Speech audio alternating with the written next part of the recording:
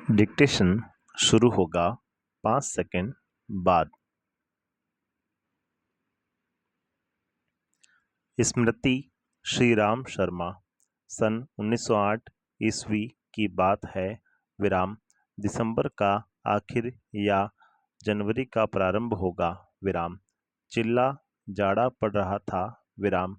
2-4 दिन पूर्व कुछ बूंदाबांदी हो गई थी, इसलिए शीत की भयंकरता और भी बढ़ गई थी। विराम। सायंकाल के 3:30 या 4 बजे होंगे। विराम। कई साथियों के साथ मैं जरबेरी के बेर तोड़ तोड़ कर खा रहा था कि गांव के पास से एक आदमी ने जोर से पुकारा कि तुम्हारे भाई बुला रहे हैं, शीघ्र ही घर लौट जाओ। विराम। मैं घर को चलने लगा। विराम। साथ में छोटा भाई भी था। विराम। भाई साहब की मार का डर था, इसलिए सहमा हुआ चला जाता था। विराम। समझ में नहीं आता था कि कौन सा कसूर बन पड़ा। विराम। डरते डरते घर में घुसा। विराम। आशंका थी कि बैर खाने के अपराध में ही तो पेशी न हो। विराम। पर आंगन में भाई साहब को पत्र लिखते पाया। विराम। अब पिटने का भय दूर हुआ। विराम। हमें देखकर भाई साहब ने कहा, इन पत्रों को ले जाकर मक्खनपुर डाकखाने में डाल आओ। विराम। तेजी से जाना, जिससे शाम की डाक में चिट्ठियां निकल जाएं। विराम। ये बड़ी जरूरी हैं। विराम। पैरा। जाड़े के दिन थे ही, तिस पर हवा के प्रकोप से कपकपी लग रही थी। विराम। हवा मज्जा तक ठिठुरा रही थी, इसलिए हमने कानों को धोती से बांधा। विराम। माँ ने बुझानों के लिए थोड़े चने एक धोती में बांध दिए। विराम। हम दोनों भाई अपना अपना डंडा लेकर घर से निकल पड़े। विराम। उस समय उस बबूल के डंडे से जितना मोह था, उतना इस उम्र में राइफल से नहीं। विराम। मेरा डंडा अनेक सांपों के लिए नारायण वाहन हो चुका था। विराम। मक्खनपुर के स्कूल और गांव के बीच पड़ने वाले आम के पेड़ों से प्रतिवर्ष उससे आम जुरे जाते थे। विराम। इस कारण वह मूक डंडा सजीव सा प्रतीत होता था। विराम। प्रसन्न वदन हम दोनों मक्खनपुर की ओर तेजी से बढ़ने लगे। विराम। चिट्ठियों को मैंने टोपी में रख लिया, क्योंकि कुर्ते में जेबें न थीं। विराम। पैरा। हम दोनों उछलते कूदते, एक ही सांस में गांव से 4 फरलांग दूर उस कुएं के पास आ गए, जिसमें एक अति भयंकर काला सांप पड़ा हुआ था। विराम। कुआं कच्चा था, और 24 हाथ गहरा था। विराम। उसमें पानी न था। विराम। उसमें न जाने सांप कैसे गिर गया था। प्रश्नवाचक। कारण कुछ भी हो, हमारे उसके कुएं में होने का ज्ञान केवल 2 महीने का था। विराम। बच्चे नटखट होते ही हैं। विराम। मक्खनपुर पढ़ने जाने वाली हमारी टोली पूरी बानर टोली थी। विराम। एक दिन हम लोग स्कूल से लौट रहे थे कि हमको कुएं में उजकने की सूझी। विराम। सबसे पहले उजकने वाला मैं ही था। विराम। कुएं में झांककर एक ढेला फेंका कि उसकी आवाज कैसी होती है। विराम। उसके सुनने के बाद अपनी बोली की प्रतिध्वनि सुनने की इच्छा थी, पर कुएं में ज्यों ही ढेला गिरा, त्यों ही एक फुसकार सुनाई पड़ी। विराम। कुएं के किनारे खड़े हुए हम सब बालक पहले तो उस फुसकार से ऐसे चकित हो गए जैसे किलोले करता हुआ मृग समूह अति समीप के कुत्ते की भौंक से चकित हो जाता है। विराम। उसके उपरांत सभी ने उछल उछल कर एक एक ढेला फेंका और कुएं से आने वाली क्रोधपूर्ण फुसकार पर कह कहे लगाए। विराम। पैरा। गांव से मक्खनपुर जाते और मक्खनपुर से लौटते समय प्रायः प्रतिदिन ही कुएं में ढेले डाले जाते थे विराम। मैं तो आगे भागकर आ जाता था और टोपी को एक हाथ से पकड़कर दूसरे हाथ से ढेला फेंकता था विराम। यह रोजाना की आदत सी हो गई थी विराम। सांप से फुसकार करवा लेना मैं उस समय बड़ा काम समझता था विराम।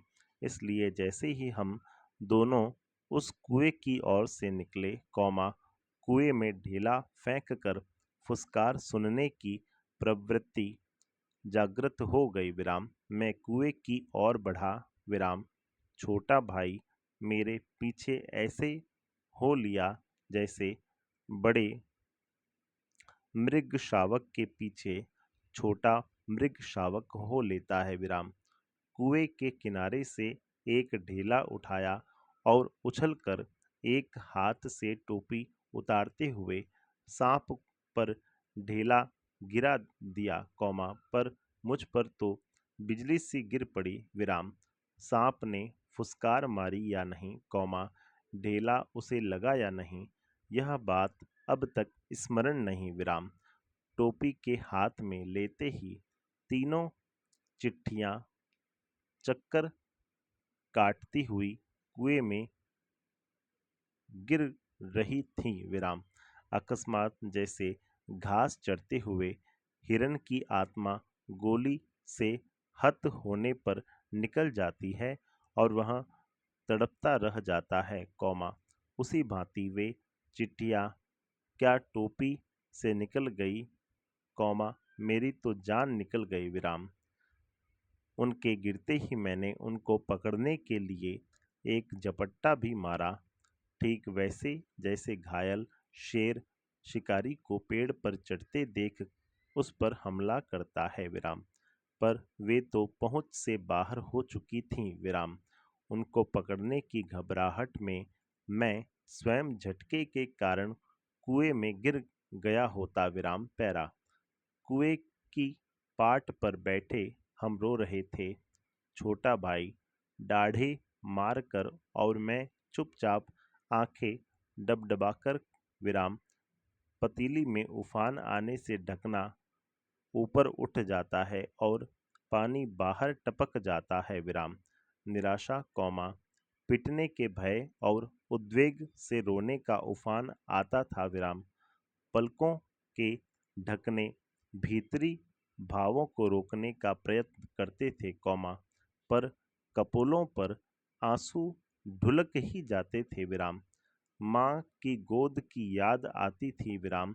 जी चाहता था कि माँ आकर छाती से लगा ले और लाड प्यार करके कह दे कि कोई बात नहीं, चिट्ठियाँ फिर लिख ली जाएंगी विराम।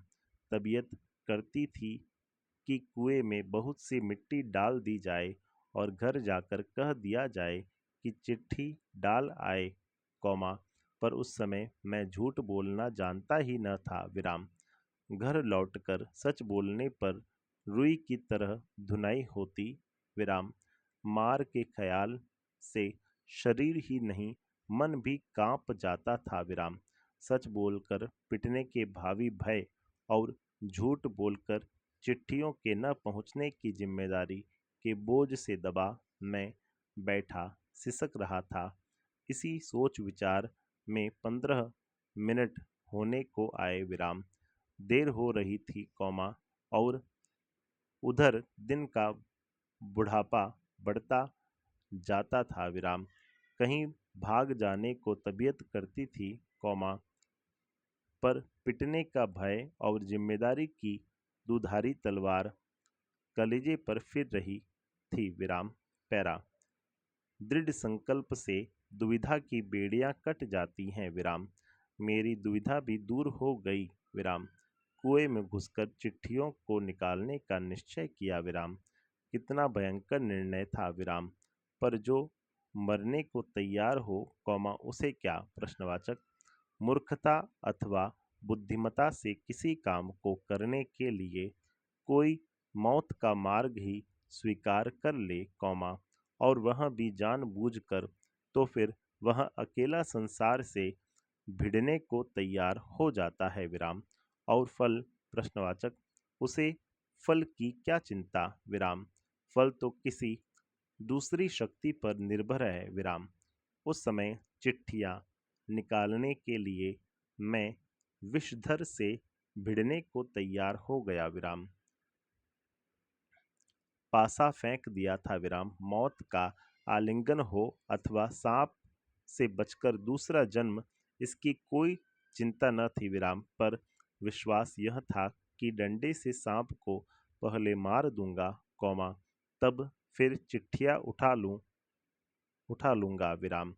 बस इसी दृढ़ विश्वास के बूते पर मैंने कुएं में घुसने की ठानी विराम। पैरा छोटा भाई रोता था और उसके रोने का तात्पर्य था कि मेरी मौत मुझे नीचे बुला रही है, यद्यपि वह शब्दों से न कहता था विराम।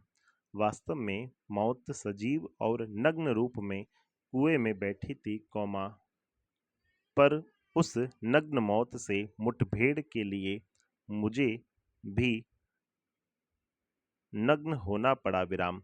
छोटा भाई भी नंगा हुआ विराम।